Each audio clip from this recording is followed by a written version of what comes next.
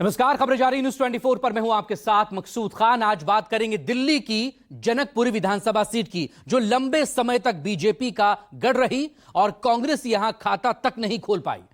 इस सीट पर बीजेपी ने बीते चुनाव के उम्मीदवार पर ही भरोसा दिखाया, तो वहीं आम आदमी पार्टी ने मौजूदा विधायक का टिकट काट दिया। ऐसे में जनकपुरी की जंग कौन जीतेगा, इस पर रिपोर्ट। जनकपुरी विधानसभा एक जोनल कैटेगरी की सीट है। पश्चिमी दिल्ली संसदीय क्षेत्र की एक महत्वपूर्ण विधानसभा, जिसको प्रोफेसर जगदीश मुखी के नाम से भी जाना जाता रहा है। 5 बार के विधायक रहे हैं, वहीं सुषमा स्वराज की सरकार में मंत्री तक रहे हैं और उसके बाद वो राज्यपाल भी रहे। लेकिन 2013 में आम आदमी पार्टी की एंट्री हुई और 2013 से अब तक आम आदमी पार्टी के विधायक राजेश ऋषि का ही यहां दबदबा रहा है। लेकिन इस बार आम आदमी पार्टी ने अपने मौजूदा विधायक का टिकट काटकर आम आदमी पार्टी ने निगम पार्षद प्रवीण कुमार पर दाव लगाया है। वहीं बीजेपी ने आशीष सूद को यहां से अपना उम्मीदवार बनाया है। अब ऐसे में देखना होगा कि जनकपुरी में कौन से मुद्दे हावी रहेंगे, यहाँ का राजनीतिक समीकरण क्या कहता है और यहाँ क्या लोग प्रमुख मुद्दों पर वोट देते हैं। वहीं वोटर लिस्ट से नाम काटे जाने को लेकर भी जनकपुरी में मुख्य मुद्दा बना है, तो क्या इस मुद्दे को लेकर भी आम लोग वोट करेंगे, ये सभी कुछ जानेंगे अपनी इस आज की रिपोर्ट।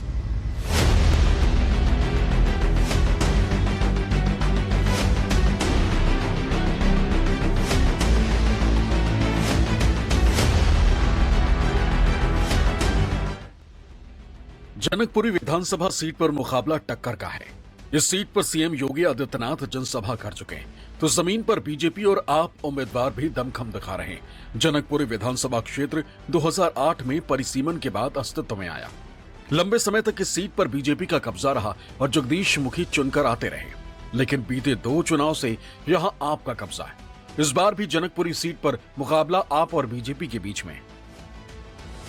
बीजेपी ने आशीष सूद पर भरोसा दिखाया, तो आपने प्रवीण कुमार को टिकट दिया।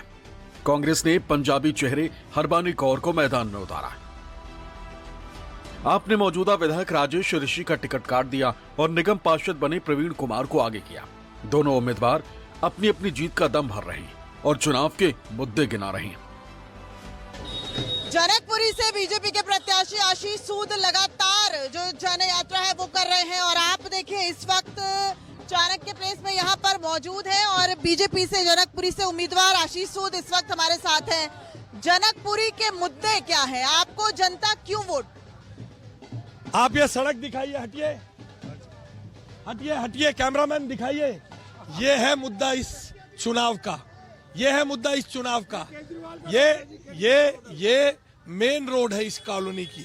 मैं अभी यहाँ प्रसूति गृह में गया, बहनों ने आंखों में आंसू और पीड़ा लेके कहा, भाई साहब हम यहाँ अपने प्रसव के लिए यहाँ आते हैं, डॉक्टर के पास आते हैं, बड़ा कठिन है।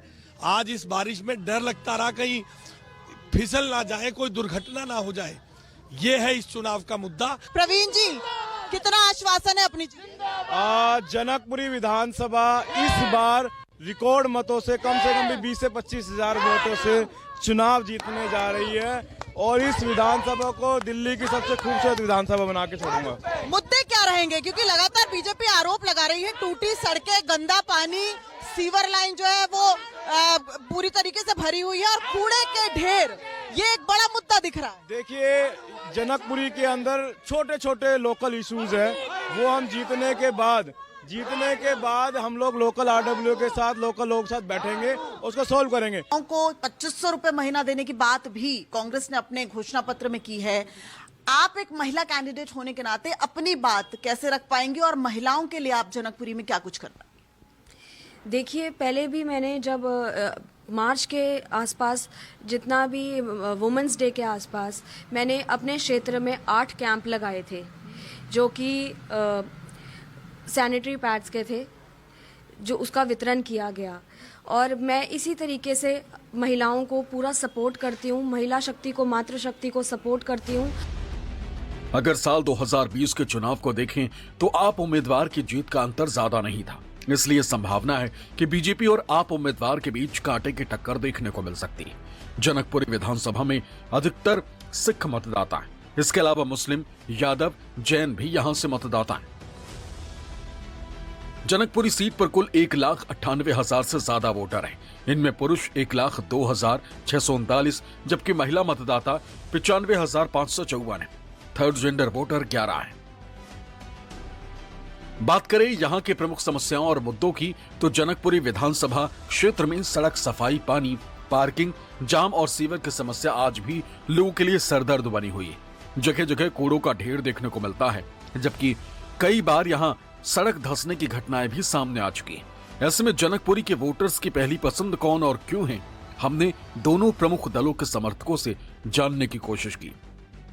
मुद्दे जो अरविंद केजरीवाल जी के जो कार्य हैं, हम उन्हीं से प्रभावित होकर पुनः चौथी बार दिल्ली के मुख्यमंत्री अरविंद केजरीवाल जी को मुख्यमंत्री का पद देना चाहते हैं। के नाम पर केवल धोखा दिया है दिल्ली की जनता को। मैं कहना चाहता हूँ 15 लाख, 2 करोड़ युवा रोजगार, किसानों की दुगनी आमदनी, बहुत सारे मुद्दे ऐसे रहे जिसमें विफलताओं का पार्ट लेकर आज वो दिल्ली में उतरना चाहती है और इलेक्शन हार रही है।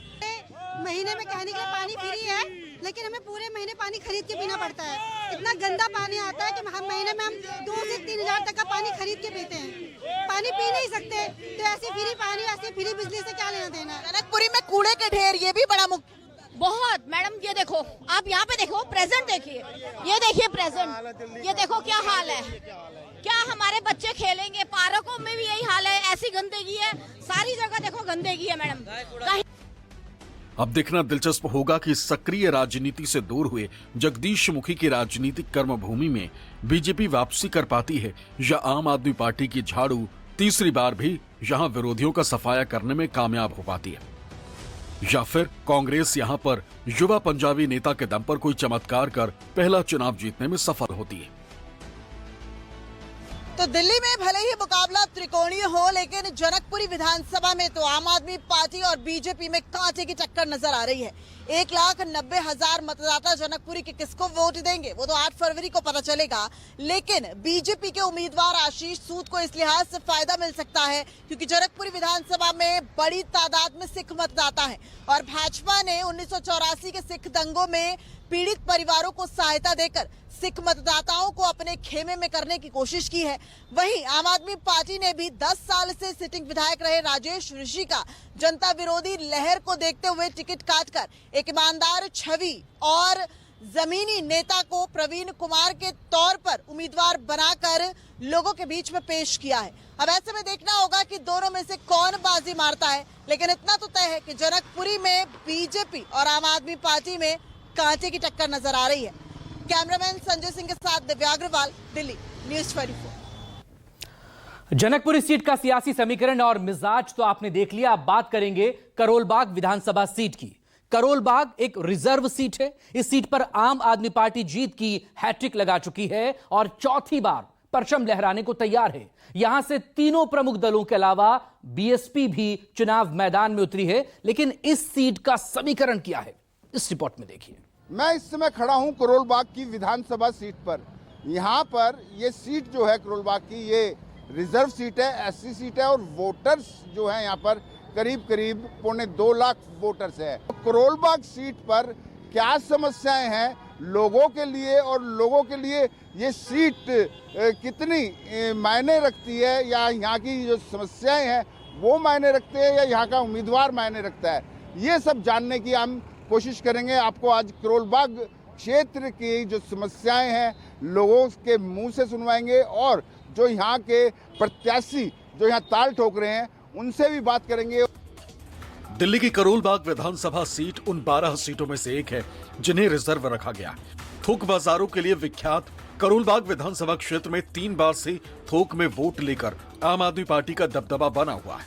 इस तिलिस्म को तोड़ने के लिए बीजेपी ने इस बार बड़ा दांव खेला है। करोलबाग सीट पर बीजेपी ने अपने राष्ट्रीय महामंत्री दुष्यंत गौतम को मैदान में उतार दिया, तो आम आदमी पार्टी ने चौथी बार विशेष रवि पर ही भरोसा दिखाया है। इसके अलावा कांग्रेस से राहुल धानक मैदान में। रिजर्व सीट होने की वजह से बीएसपी ने भी अपना उम्मीदवार उतारा है। इससे दलित वोट बैंक में सेंधमारी की आशंका बनी हुई। हालांकि यहां बीजेपी और आप के बीच ही कड़ा मुकाबला माना जा रहा है। हालांकि तीनों दलों के उम्मीदवार अपनी जीत के लिए पुरजोर प्रचार कर रहे हैं। कि जनता इसलिए वोट दे क्योंकि हमने पूरी कोशिश करी, जो हमारा कार्यकाल था उसमें हर आम और खास की हम सेवा कर सकें। हमारी जो यूएसपी रही जो चुनाव इस कार्यकाल के अंदर वो ये रही कि हम पूरे कार्यकाल में पब्लिक के बीच में रहे, उनके सुख दुख में उनके साथ रहे, रोजाना नियमित रूप से अपने ऑफिस में बैठ के लोगों से मुलाकात करी, उनसे मिले और जो भी उनकी समस्याएं हैं उस पे पूरा प्रयास किया कि उनकी हर समस्या को हल निकाल सके। यहाँ के लोग वोट इसलिए दे हैं कि मैंने यहाँ की सेवा की है। यहाँ पे भगवान रविदास जी का मंदिर है, उसका मैं 4 साल प्रधान रहा हूँ, 2 साल जन्मोत्सव कमेटी का अभिरक्षक भी रहा हूँ। लगातार यहाँ के समाज और जनता के साथ में जुड़ा रहा हूँ और मेरा जन्म भी यहीं पे ही नई दिल्ली सरायरोला रेलवे स्टेशन पार करते ही मेरा जन्म स्थल है। यहाँ का जन जन मुझे जानता है। लगातार जब से पैदा हूँ इसके लिए काम कर रहा हूँ मैं और जनता मुझे प्यार करती है। यहाँ का जन जन मुझे जानता है। मेरी जनता का विश्वास है कि उनका आशीर्वाद मेरे साथ है और मैं समझता हूँ मेरे आगे किसी प्रकार की चुनौती नहीं है। जनता परेशान है। 10 साल के अंदर जहाँ यहाँ के विधायक है उन्होंने करोल बाग की जनता के साथ जो भी हाल उनका आज बुरा हाल कर रखा है, जैसे पार्किंग माफिया का उनका संरक्षक है, बिल्डर माफिया के साथ वो मिले हुए हैं, सड़कें टूटी हुई है, ये नहीं पता सड़क के अंदर गड्ढे है, गड्ढे के अंदर सड़क है। तो मैं समझता हूं कि मेरा कोई चुनौती नहीं है। जनता का आशीर्वाद मेरे साथ है और मैं चुनाव आपको जीत कर दिखाऊंगा। करोल बाग विधानसभा में कई मार्केट, यहाँ अच्छी खासी भीड़ रहती है, लेकिन स्थानीय लोगों के लिए सफाई, टूटी सड़कें, सीवर और पार्किंग बड़ी समस्या है और इस बार यहाँ के लिए मुद्दों में शामिल है। इसलिए न्यूज 24 ने इस विधानसभा क्षेत्र के मतदाताओं से उनके मन की टोह ली। सबसे बड़ी समस्या है यहाँ पर गंदगी की। अच्छा। चारों तरफ गंदगी है। पूरे बापा नगर में रोड में आप देख लीजिए, इधर देख लीजिए, और ये सारी पार्किंग और ये बहुत ज़्यादा समस्या और ये समाधान हो ही नहीं रहा 8-10 साल से, बिल्कुल भी नहीं हो रहा। आप देख लीजिए, ऊपर जाएंगे आप और बहुत गंदगी है। मैं पैसे कमाता हूँ, अगर अपने औलाद को बोलवा तो काम पे जाए या मत जा, अरे खर्चा पानी लेते रहे। अगर तुम 2100 रुपये 2200 रुपये अगर फ्री में बांटते रहोगे तो ये इसका हल कौन निकालेगा? फ्री का पैसा देना घर के अंदर भी नुकसान करना है। अगर वो 5000 कमा रहा है, 5000 घर में ला के दे रहा है, चलो कुछ तो खर्चा चल रहा है। अब वही मैं कमा के और उसको बोलूँ 1000 रुपये ले ले, खर्चा पानी चलाओ, तो फ्री का है ना कोई सोल्यूशन नहीं है। फ्री का लेना बंद कर दें, आप लिख के दें, फ्री में क्यों लेते हैं फिर? अच्छा, फ्री में क्यों लेना पसंद करते हैं? तिलकधारी हैं, क्या बात है? तिलकधारी नहीं है हम, तिलकधारी से तिलकधारी नहीं, अंदाजा लगाया नहीं। इनसे बोलियो, इन लोगों से बोलिए कि आप फ्री का लेना बंद कर दें और फ्री का खाना बंद कर दें। 5 किलो राशन पे आपको प्रधानमंत्री जी ने टिका के बिठा रखा है, तो क्या हो गया?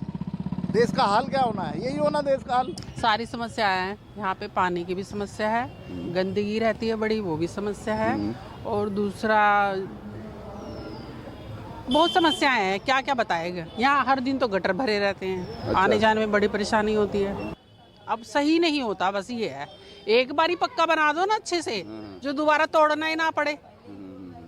बाहर कंट्रियों में भी तो है, एक बार बना देते अच्छा सा मजबूत सा, और यहाँ तो क्या होता है, हर साल तोड़ो, फिर हर साल तोड़ो, हर साल तोड़ो, बस। करोल बाग विधानसभा क्षेत्र में नगर निगम के 3 वार्ड, इनमें पहाड़गंज, करोल बाग और देवनगर है। मौजूदा समय में 2 वार्ड में आम आदमी पार्टी जबकि 1 वार्ड में बीजेपी के पार्षद हैं। बीते 3 चुनाव में यहां से आप बाजी मारती रही, इसलिए अब करोल बाग आपका गढ़ कहा जाने लगा। अगर बीते 2020 के विधानसभा चुनाव की बात करें तो आम आदमी पार्टी से विशेष रवि, बीजेपी से योगेंद्र चंदौलिया और कांग्रेस से गौरव कुमार प्रत्याशी थे। विशेष रवि को 67,494 वोट मिले थे, जबकि योगेंद्र चंदौलिया को 35,734 वोट मिले, वो दूसरे नंबर पर रहे थे। कांग्रेस के गौरव कुमार को सिर्फ 3,365 वोट ही मिले थे। बीते 7 विधानसभा चुनाव में से 3 बार आम आदमी पार्टी, 3 बार बीजेपी और 1 बार कांग्रेस का करोल बाग सीट पर कब्जा रहा, लेकिन इस बार यहाँ की सियासी हवा का रुख बदल भी सकता है। इलेक्शन आते हैं तो वोट मांगने आ जाते हैं और काम नहीं होता, बस। काम कैसे काम चाह रहे हैं? क्या क्या समस्या है, क्या क्या है? सबसे बड़ी समस्या तो सफाई की है। तुम जानो, सफाई होती नहीं गलियों में, आगे जाके देखो गंद मचा हुआ है गलियों में। तुम जाना, ऐसा विधायक बैठा कारपोरेशन का, विधायक को 10 साल 49 दिन पूरे हो गए हैं इस विधानसभा की कंस्टिट्यूंसी के। हालांकि एरिया भी उनका है, सब कुछ उनका है। यहाँ का मेयर भी इसी वार्ड का आम आदमी पार्टी का है, कोई काम नहीं हुआ। आप इन रोडों की स्थिति देख लो ना, विधायक का अपना रोड है, विधायक यहाँ से रोज निकलते हैं, रोज चलते हैं, रोडों के हिसाब से आप देखोगे तो कोई काम नहीं हुआ जनता के लिए। जनता के लिए लुभावने वादे जरूर होते हैं केजरीवाल जी की तरफ से, कभी कहते थे जी हम 2100 रुपये देंगे, अगर काम करा हुआ होता तो आज लुभावने वादे देने की जरूरत नहीं पड़ती। अगर मैं कोई काम करूँगा तो मेरे पास अपना पाएगा, मैं एक व्यापारी भी हूँ, मेरे को मालूम है मेरा नाम है, मेरे नाम के अपने आप आता बंदा, आपने काम ही नहीं करा, ये तो लुभावने बातें दे रहे हो। अब की बार कुछ ऐसा लग रहा है, लोगों के अंदर माहौल ये है कि कुछ लोग बदलाव चाहते हैं, दिल्ली सरकार में बदलाव चाहते हैं लोग। तो मेरे ख्याल से जहाँ तक लोगों का जोश देख करके ऐसा लग रहा है कि भाई बदलाव होगा अब की बार। दिल्ली सरकार जो केजरीवाल की सरकार है वो वापस जाने वाली है और नई भाजपा की सरकार आने वाली है। वो पेंशन नहीं दे रहे हैं कि जिनको जरूरत है पैसे की उनको नहीं देते, ये उनको पैसे देते हैं जिनको जरूरत नहीं है।